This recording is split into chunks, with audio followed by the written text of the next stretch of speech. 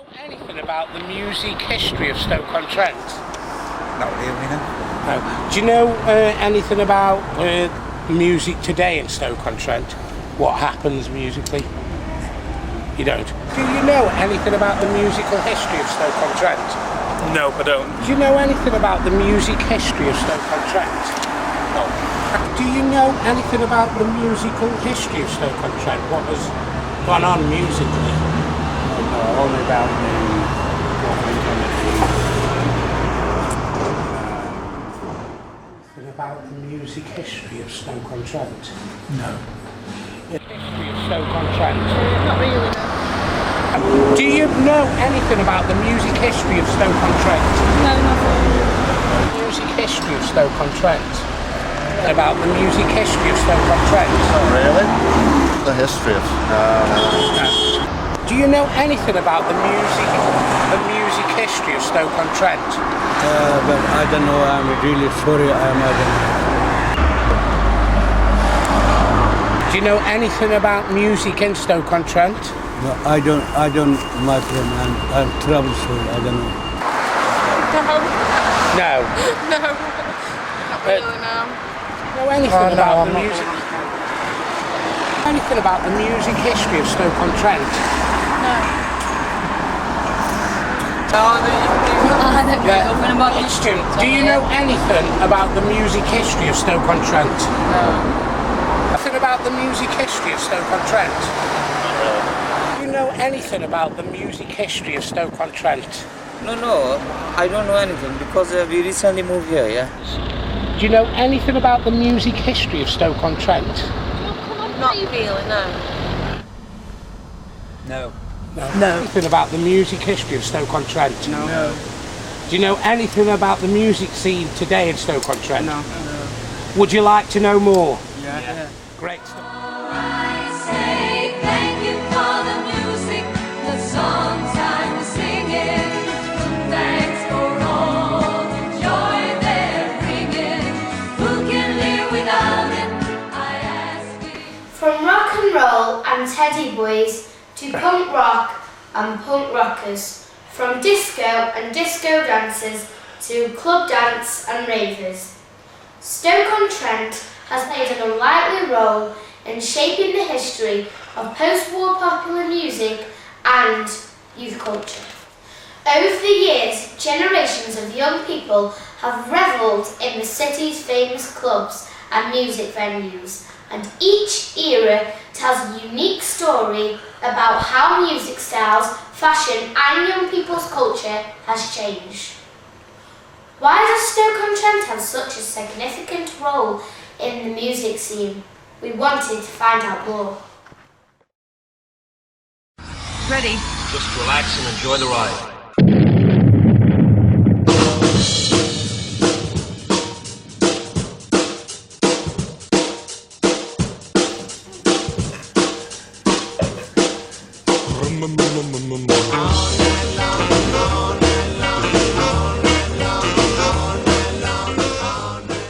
There really wasn't an lot of live music about. Radio programs, yeah, a few, but it was just carried on from the war tradition.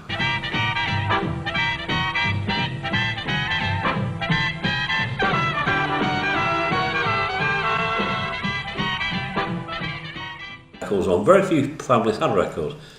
Because pianos were still very popular, so you go out, there's always someone in the family who could play the piano. So sheet music, of course, was still extremely popular. Did people go to the big venues such as Trentham Gardens? Trentham Gardens, yeah. Now Trentham, of course, will be the exception. There was the big bands still came to Trentham. Tradition was carried on right until it actually eventually closed and was demolished. It's always been a big band venue. Some great local bands. Of course, Reg Bassett was always one of the favourites. And Ken Jones. Ken Jones, incidentally, was been a band leader. He was also a music arranger for the BBC.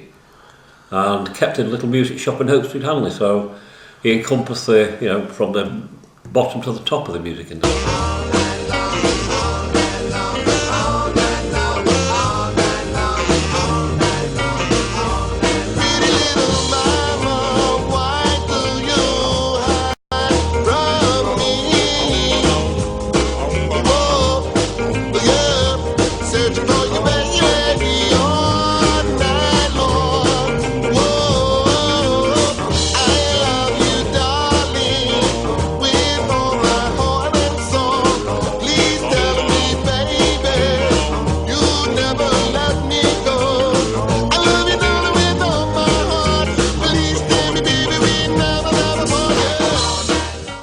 first youth culture, rock and roll had followers that were called rockers or teddy boys.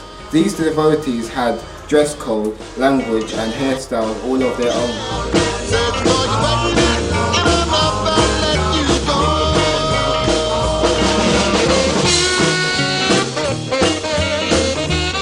Venues across the city such as Embassy Club, Bursam and Cameo Dance Halls, Langton and Tunstall and Stoke Town Dance Halls played host to new music performed by international stars.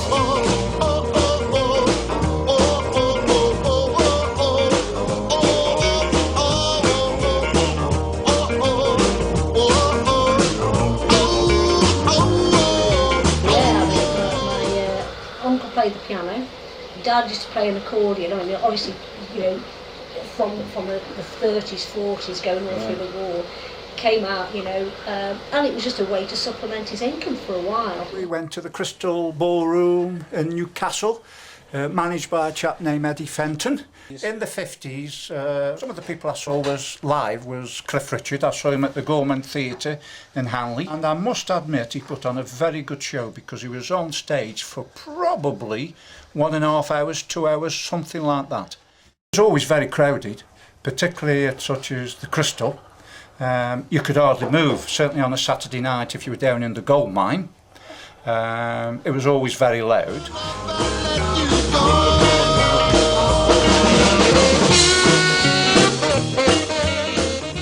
Rock and roll, of course, in its infancy was basically an American-based culture which came over here. 354, we had Elvis and all the American rock and roll artists who appeared in the UK.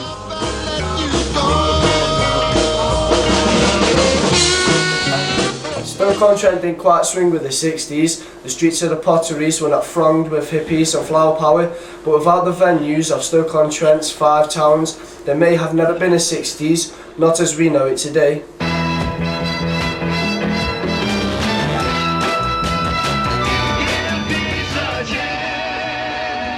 It was the summer of love, when all things seemed possible.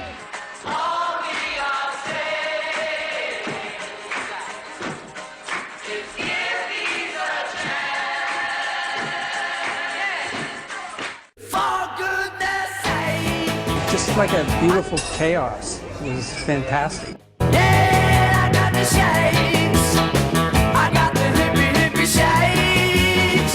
Oh, I can't sit still. And then of course you get the advent of the electronic era. So my dad, he goes off and he thinks this is good. So he has the first electronic accordion in the country brought over from Italy. And he has to go all the way up to Manchester to try and to get one.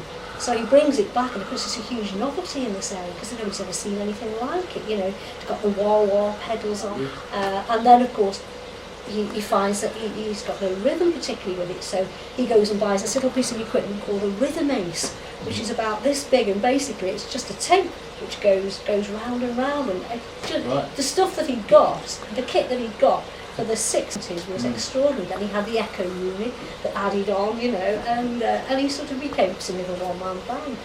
I was just part of that. I was the little kid that pumped all the stuff round in the smoky pubs on a Saturday morning and helped him to set up. What kind of music was it? Oh, it was all 60s, such as the Beatles, Rolling Stones, that type of thing.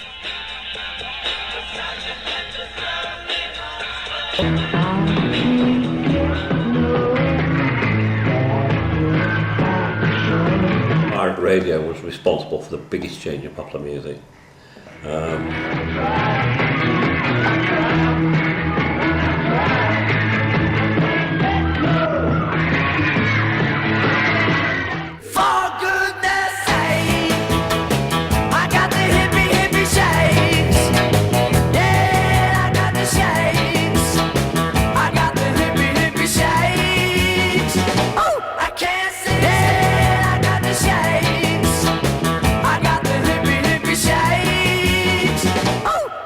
Turn on, tune in, drop out.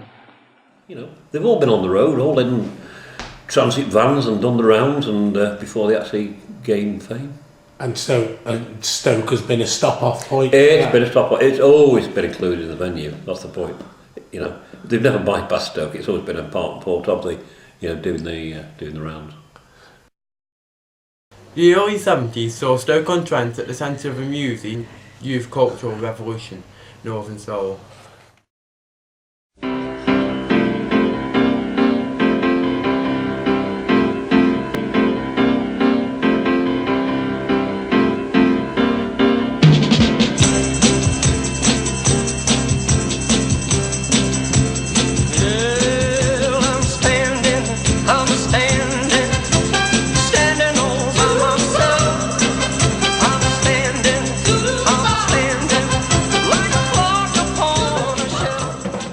This club's phenomenon had its core in its Tuskell Backstreet, the famous Torch nightclub, and Stoke-on-Trent joined Wigan Pier and Blackpool Mecca's hallowed centres of pilgrimage for thousands of young devotees. When people think about Motown in the 60s, they think about the Temptations and the Four Tops and all the hits that they know, but there was a load of music coming out of Black America that wasn't getting any airplay in the UK. So music started in the youth clubs, and as it spread across the country, there was an R&B journalist called Dave Godin who used to write for Blues and Soul magazine, and he became aware of this movement predominantly in the north of England, particularly in Stoke-on-Trent, and he coined the phrase Northern Soul.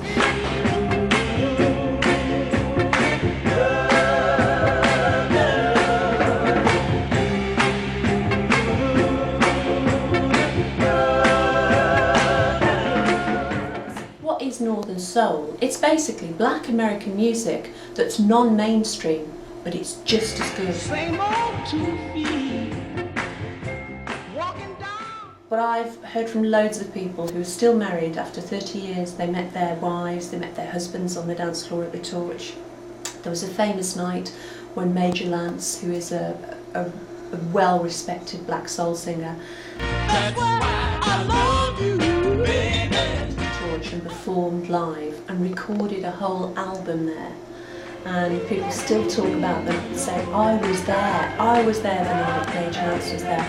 Great stars like Edwin Starr and another fabulous singer, they would perform there, and people just remember the Torch almost as a temple. It would have been comprised of Agent 00 Soul, Backstreets, SOS, Headline News, I Want My Baby Back.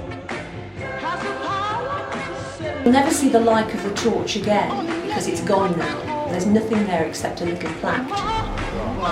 But up and down the country, in church halls, in council chambers, in all sorts of weird places, Northern Soul gigs are going on.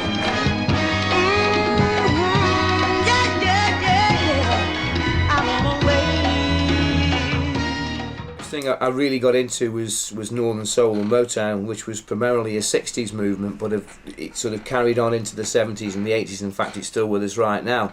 So that's my first love, really, is black music from America from the 60s and the 70s, which they call Northern Soul in this country. That's the main musical genre. Standing at the bus station, suitcase in my hand, I'm coming home. Baby, don't you weep. It took me a long, long time to realize I needed your love, but I'm home now. Keep the faith. The late 70s saw Stoke-on-Trent become the capital of British disco music, picking up from clubs like Studio 54 in New York. The Place nightclub, Barry Street, Hanley, hosted all the big disco names.